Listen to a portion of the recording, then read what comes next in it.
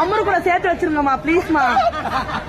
கம்முரு விட்டுறாதீங்கக்கா. கமரு பாருதான் அல்டி ஐயோ வேற level combo. See you tomorrow. See you tomorrow.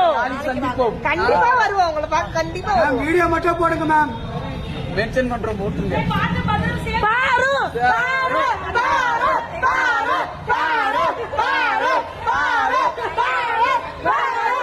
Big pass உடைய 9th சீசன்ல திவ்யா கணேஷ் தான் டைட்டில் வின்னரா மாறினாங்க. ஆனாலும் இந்த சீசனுடைய ஹைலைட்டாவும் சென்சேஷனாவும் இருக்கிறது என்னமோ விஜய் பார்வதியும் கமருதீனும் தான். 2 பேர்ல ஒருத்தர் டைட்டில் வின் பண்ணுவாங்கன்னு எதிர்பார்த்த நிலையில தான் 2 பேரும் ரெட் கார்டு பெற்று விலகிட்டாங்க.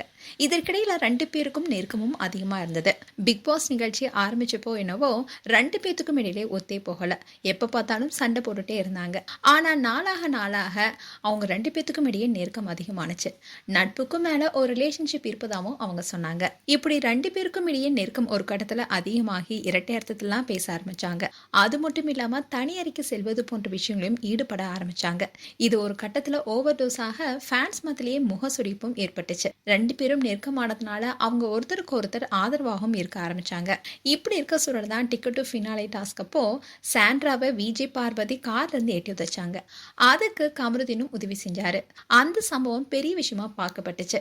உடனடியா அவங்களுக்கு ரெட் கார்டு கொடுத்து வெளியேற்றணும் இந்த சீசனுடைய ஹைலைட்டாகவும் இருந்துச்சு.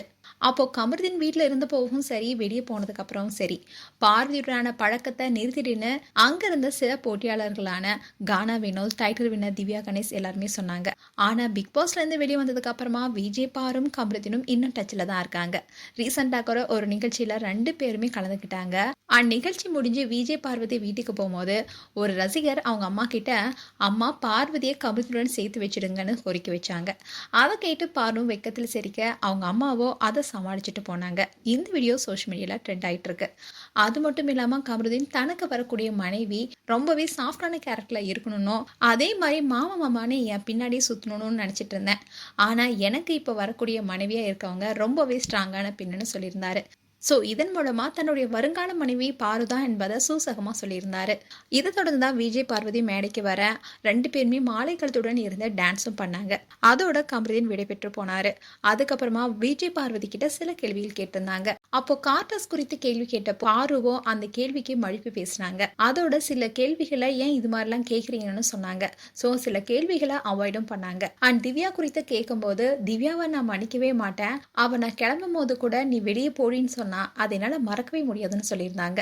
அதோட கமருதீன் பார்வதி 2 பேருமே சில ட்ரிப்லாம் போக வேண்டியது இருக்கு, கொஞ்சம் கெரியரையும் கவனிச்சுட்டு அண்ட் கூடி விரைவில் திருமண தேதியை அறிவிக்க இருக்கிறதாகவும் சொல்லியிருக்காரு. ஸோ இந்த விஷயம் அவங்களுடைய ஃபேன்ஸுக்கு மேலும் மகிழ்ச்சியை கொடுத்துருக்கு. அண்ட் விஜய் பாரு அண்ட் கமருதீன் குறித்து உங்களுடைய கருத்துக்களை கமெண்ட் செக்ஷன் சொல்லுங்க. இது போன்ற வீடியோஸை பார்க்க news Tamil kids channel subscribe பண்ணுங்க. மறக்காம நோட்டிஃபிகேஷன் பட்டனை கிளிக் பண்ணுங்க.